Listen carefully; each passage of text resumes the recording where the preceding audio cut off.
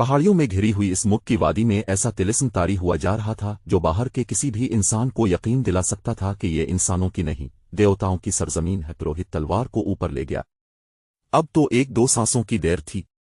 तलवार नीचे को आने ही गई थी कि एक तीर पुरोहित की बगल में धंस गया।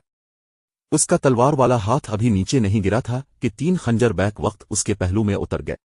लड़कियों की चीखें सुनाई दी। मर्द किसी को आवाजें देने लगे। तीरों की एक और बाढ़ आई और 2 मर्दों को गिरा दिया। लड़कियां जिधर को मुन्ह आलिफ दौड़ पड़ी। इरारह इस शोर उगिल और अपने गिर्द खून में तड़पते हुए जिस्मों से बेनियाज सर झुकाए बैठी थी। छापामार बहुत तेज दौड़ते आए, चबूतरे पर चढ़े और इरारह को एक ने उठा लिया। वो अभी तक नशे की हालत में बातें कर रही थी। एक जाबाज ने अपना कुर्ता आतार कर उसे पहना दिया। इसे लेकर चले ही थे कि एक तरफ से 12 हबशी बर्छियां और ढालें अलिफाटेई दौड़ते आए। छापामार बखर गए। इनमें 4 के पास तीर कमानी थी। उन्होंने तीर बरसाए। बाकी छापा मारा एक तरफ छप गए और जब हबशी आगे आए तो अकब से उन पर हमला कर दिया।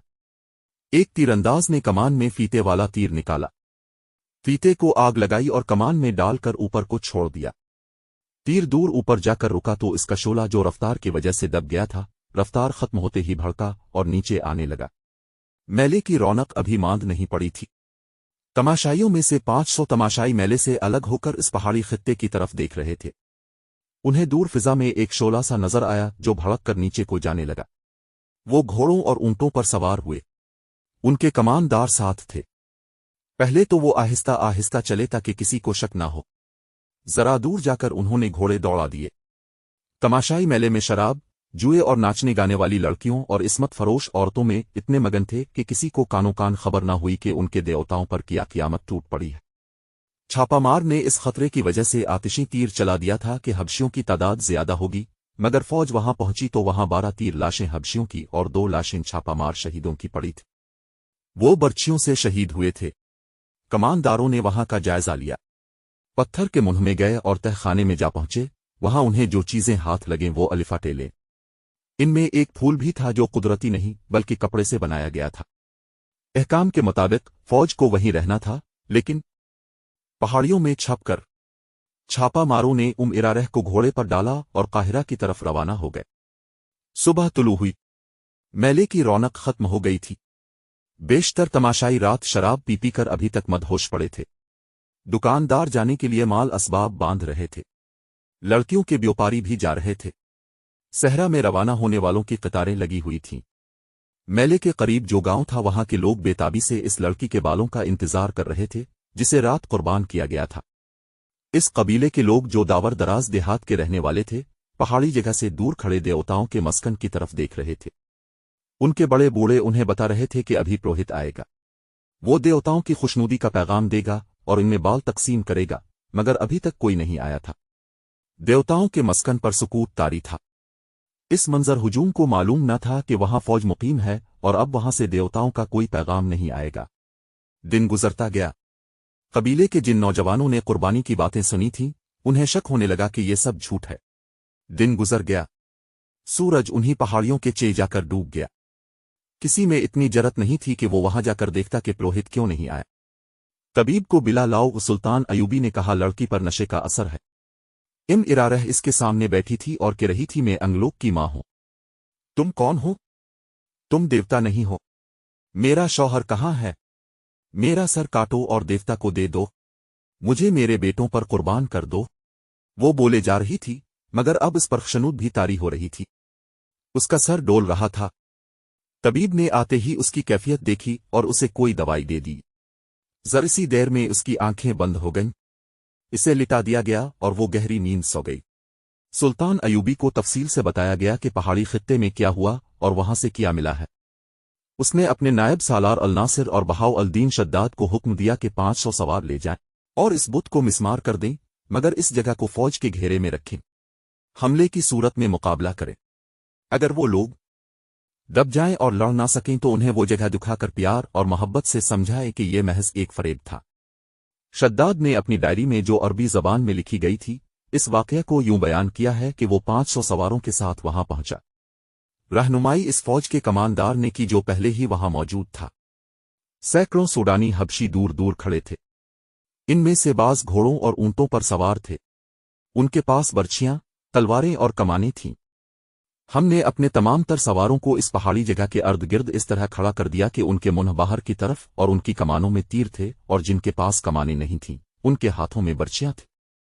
खतरा खून रेज लड़ाई का था। मैं अल नासिर के साथ अंदर गया। बुत को देखकर मैंने कहा कि फिरौनों की यादगार है। हबशियों की लाशें पड़ी थीं। हर जगह घूम फिर कर देखा। 2 पहाड़ियों के दरमियान एक खंडर था जो फिरौनों के वक्तों की खुशनुमा इमारत थी। दीवारों पर इस जमाने की तहरीरें थीं। अल्फाज लकीरों वाली तस्वीरों की मानिंद थे। कोई शुबा न रहा कि ये फिरौनों की जगह थी। दीवार जैसी एक पहाड़ी के दामन में झील थी, जिसके अंदर और बाहर 2-2 कद लंबे मगरमच्छ थे। झील का पानी पहाड़ी के दामन को काटकर पहाड़ी के नीचे चला गया था। पानी के ऊपर पहाड़ी की छत थी। जगह खौफनाक थी। हमें देखकर बहुत सारे मगरमच्छ किनारे पर आ गए और हमें देखने लगे। मैंने सिपाहियों से कहा, हबशियों की लाशें झील में फेंक दो, ये भूखे हैं। वो लाशें घसीट कर लाए और झील में फेंक दें। मगरमच्छों की तादाद का अंदाजा नहीं, पूरी फौज थी। लाशों के सर बाहर रहे और ये सर पानी में दौड़ते पहाड़ी के अंदर चले गए। फिर पुरोहित की लाश आई। उसने दूसरे इंसानों को मगरमच्छों के आगे फेंका था। हमने इसे भी झील में फेंक दिया। 2 सिपाही 4 सोडानी लड़कियों को लाए। वो कहीं छपी हुई और उड़ियां थीं। कमर के साथ एक पता आगे और पीछे बंधा हुआ था। मैंने और अल नासिर ने मुंह फेर लिए। सिपाहियों से कहा कि उन्हें मस्तूर करो। जब इनके जिस्म कपड़ों में छप गए तो देखा कि वो बहुत खूबसूरत थीं। रोती थीं, डरती थीं।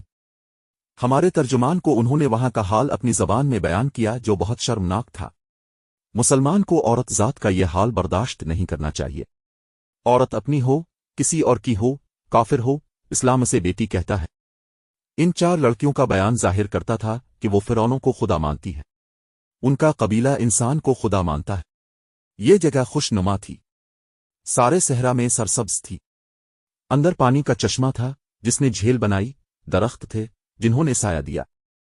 किसी फिरौन को ये मकाम पसंद आया तो अलिफ से तफरी का मकाम बनाया। अपनी खुदाई के सबूत में ये बुत बनाया। इसमें तहखाना रखा और यहां ऐश की। आसमान ने कोई और रंग दिखाया। सूरज अलिफादेर से उधर हो गया।